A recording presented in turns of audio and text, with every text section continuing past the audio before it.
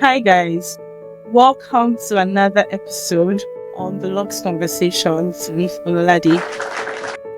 And on today's episode, I have with me a guest, friend, Faye, and she's here. You can introduce yourself to our listeners. My name is Faye Tuluagmi Anuri. So I do a lot of things. I have corporate work. I work in operations. Then I have two businesses. One, I run a personal assistance agency, and I also have a fashion. Love it. Fashion business. So yeah, for now, those are three things that I do. That's it. So on today's episode, we're having an important conversation, and I just thought, I need someone to ask. I need help. Someone deep. So I was like, I had to bring her all today just to record, and I'm really excited about doing I'm sitting here. Yeah, okay. So we're going to go straight into it. This episode is about International Women's Day, the important conversations that need to be had. I feel like there's a lot. We are going to pick our own, hopefully, also put your own in your little spaces. So, International Women's Day 2025 was the theme for this year's, day. So there's an action to ensure that all women have access to equal opportunity, rights, equal power, and all of that good stuff. The honest truth is, maybe a little progress has been made by society in some regards for women, but there's still a lot to be done. There's still a whole lot when it comes to women actually having that equality that we always ask and talk about, right? There's still a lot to be done. We also have our own part to play as women, and I feel like that's really the angle that we're coming from. So, Faith, I'm going to ask him, why do you think that this conversation is so important to be had? Like, why do you think that it's something that everybody needs to be talking about at this moment in time? This big 2025. Okay, so I believe that conversations shapes narrations and trends. So you might just think you're talking about it, and before you know it, it becomes to popular opinion. Somehow reforms are made, like policies changes and all of that. And yeah, so I know that I feel like our voice is so small, nobody's hearing it, but it's just about you putting a nail is there. I think that says that a blacksmith that is hammering on one spot is trying to get something out. So I believe it's very important. I believe that we have our voices needs to be heard, and that we are seeing the results of what we are saying or not. Just need to keep at it till we start to see that the changes that we want to see. I really love that response. It just means that every little thing that we do concerning this particular cause actually counts for something. In fact, inactions, they all shape the quality of life that we have. You guys see what I was saying, right? Okay, I'm going to be serious. So next thing I'm going to be asking, right? You know how in society there's these expectations that we have of women. Even funny how women have expectations of other women, right? So there's just this, we can classify that maybe pressure, expectations, just things that are put there by limits we don't even know. If that, as a woman, when it comes to your career, this is how we should be. As a woman, when it comes to relationships, this is how we should be. As a woman, when it comes to finances, this is how you should be, right? So when it comes to all of that, and I believe that every human being should be able to should be able to go on your own path, right? Exactly, without having any form of pressure to say this is what I'm supposed to be doing, right? So in this big 2025, how do you think that all of that pressure, expectations, how do you feel like it has affected women and the way that we live and our careers, our relationships, and all of that? To be honest, I don't even know where to start from, because the issue of societal pressure and how it affects women, it's not even something we can even talk about and exhaust it in this sit down conversation. But I believe that the question is that how does it affect women? First of all, if you look at it from the angle of motherhood, career, and even how we are meant to appear. So there is just pressure from all angles, and that's made a lot of people to even make decisions they're not supposed to make, just because people, I don't even think some women even have a mind of their own, because there is already like a standard, there is already a timetable, there is already a way that you should live. So you don't even get to even sit and think and reflect and is it chat? Yeah, chat first, yeah. I don't even think some women are just living consciously or unconsciously, or subconsciously now, as as society, and I won't even know it. It's very subtle. Sometimes the pressure is very loud, or some, even for people that are very intentional like me, it's very subtle. Now I'm going to the example of this whole marriage stuff. As a young girl, I never wanted to get married early. I never saw myself getting married early. I saw myself getting married around 28. Well, so I thought maybe 26 was old at the time. And my calculation was that, okay, I see myself maybe finishing school around 21. And I gave myself that idea of, I wanted to have my money. And that was because I was in a home where my mother had a home. So my whole idea was I would need like 6 years at least after school, so to have my money and then get married. That was the idea. Also, I got into the world and I realized that 20 is actually very old for you to be saying you want to get married. But I was still very strong because I have a mind of my own and I'm very, very intentional about how I live my life. And I see living more from the angle of Christ and what Christ wants me to do. Not necessarily how this, because at the end of the day, I don't report to society on how I led my life. I would report to Christ from the calendar he gave me. Well, was I even following it anyways? We'll know at the end. So that keeps me grounded. And I mean, I digressed. So for me, even though I started very strong, I don't care. I'm going to do what I need to do.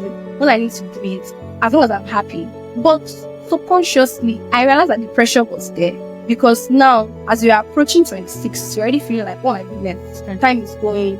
And I still wonder, what time is going? Who sets this time?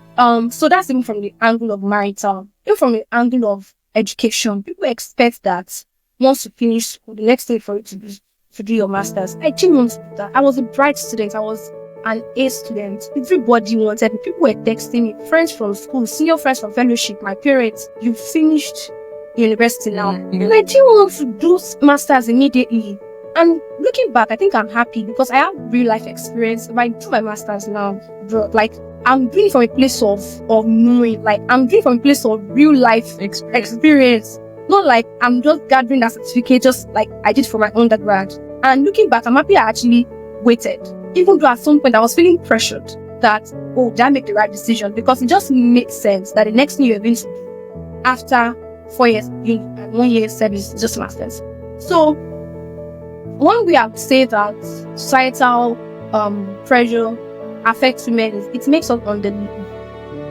And we do not have a mind of our own to really even sit and ask ourselves what actually makes us pressure. So I think I'm just going to sum it up as we underlive and we don't even get to sit and ask ourselves what truly makes us happy and what would actually make us live a fulfilled life. Because fulfillment is very relative. And we need to supplement from the angle of Christ. What exactly is God saying? How are you going to live your life that would mean that you get fulfilled on earth? The dictionary of God, dictionary of both sides. What society is saying or what world is saying. That's such a great angle that you pick that, or that you respond to that question from.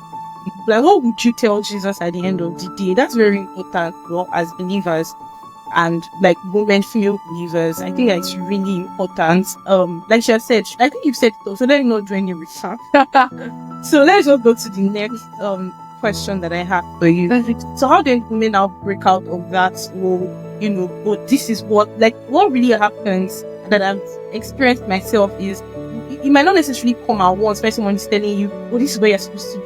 You just realize that it is like this noise in your head that, oh, you've heard it so much and little places. So it's in your head. In a way, it even starts to direct and that should not be what's directing your life, right? Right. So how do you get to that point where you then break out of it? Like for you, for example, using yourself as an example, in your experience, how did you get to that point of realization? And how did you decide that, I'm not going this path.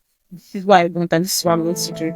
Okay, so I've always been very self-aware. People as a teenager say how I'm able to navigate that is understanding first that I was placed here by somebody.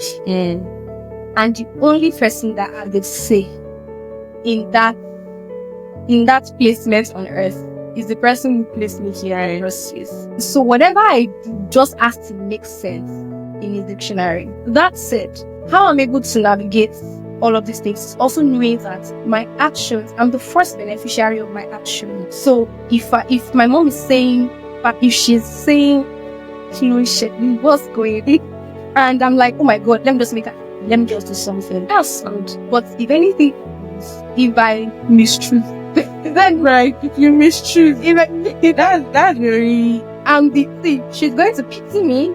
She's not going to be happy about it.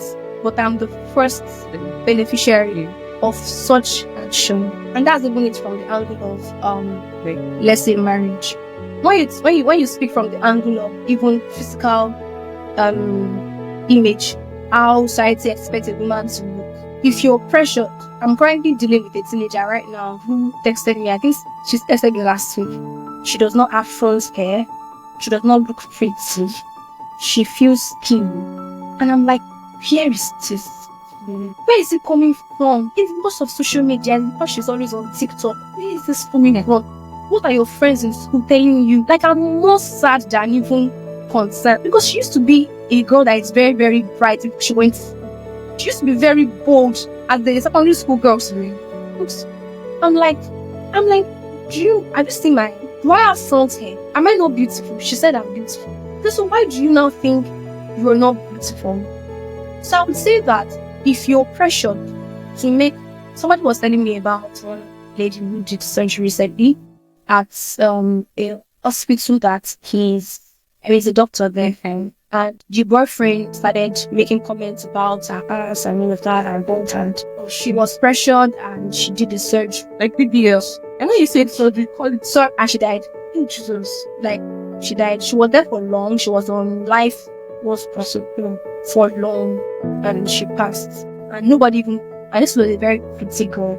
So first, you need to have a strong sense of identity, a strong sense of worth. Because my dear, if you're pressured to take irrational and unwise action because of all this pressure, again, you're the first beneficiary. And also, let's even assume that nothing is going to happen to you. Does it make you happy? So if you're going to live 50 years on earth, it's not such an endless chase and a very terrible way to live your life to mirror what people are saying. That's a very sad life if you ask me. Choose happiness. Let's even assume that so you're going to make something going to in a bad way affect you. Does it even make you happy? And how long do you want to continue to chase things that doesn't really bring you true joy or happiness? So yeah, that's the way I look at it. That just keeps me grounded, and overall ensuring that I live the Christ wants me to live, and ensuring that whatever I do makes him happy. Thank you so much for that. So we're going to the next question now. So what are the practical ways that you would, give a woman, or maybe that even you yourself have taken to live life on your own terms, like you mentioned earlier, doing things that really bring you true joy, right? So what are the practical steps that you'd probably advise anybody to take? Yes, I feel like one thing is that somehow missing in our generation is self-reflection, introspection, and that time you spend with yourself. So there is so much noise in the world. That's what I would always say. There's too much noise. With your permission, without your permission, you're always scrolling so much noise. It doesn't have to be that kind of noise. It's noise where you're alive all through the day. And so it's keeping us away from ourselves. And we don't even know what we truly want, because we never really sit for ourselves. We sleep, we wake up, we go to work. Everybody is saying anything. We are not saying anything to ourselves. And so for you to be able to navigate this, I believe that the first thing you should do is to sit with yourself. Ask yourself, what does true happiness, what does fulfillment look like to me? What does success look like to me? What does being healthy in the sense of what does it look like to me? What does it mean to be beautiful? Understand these things for yourself first and shut out all the noise. Now, when you're able to articulate what exactly success to fulfillment, because I believe all we are chasing is fulfillment, you ask me, in whatever form or way that means to me, that marriage makes you feel even those things cannot feel, say Christ feels us, but you know that all those accomplishments there is, and you just feel like, oh, I think I face, define that, and just know what that look like to you, then pursue it. And second thing is to build financial independence. I don't care what your husband have, I don't care what your boyfriend have, I don't care what your father have, I don't care. Have you? When I was preparing for this, something came to my mind. They used to say that money does not buy, money cannot buy you happiness. The money stops us. Oh, my dear, you can't get away from anything, anybody, any day if you build financial independence. And even before then, I would say build knowledge.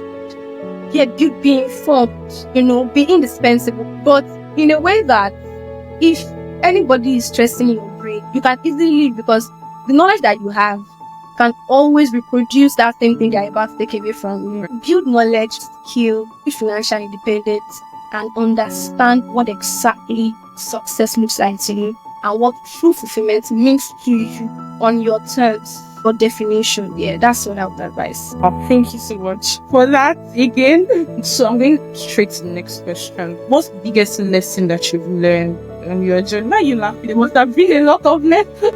Have you gone through a lot, my dear? So I would say that there is really no biggest lessons, smallest lessons. I've learned so many lessons on my journey, and one would be that do not compromise your values for anybody. I don't care how I know person, my dear. Okay, another thing that I've learned is constant improvement and constant development. Self-development is so important. Whatever you learn in that journey is from you. Nobody's taking it from you. So, this just drives everything. What you eat is what you put out there.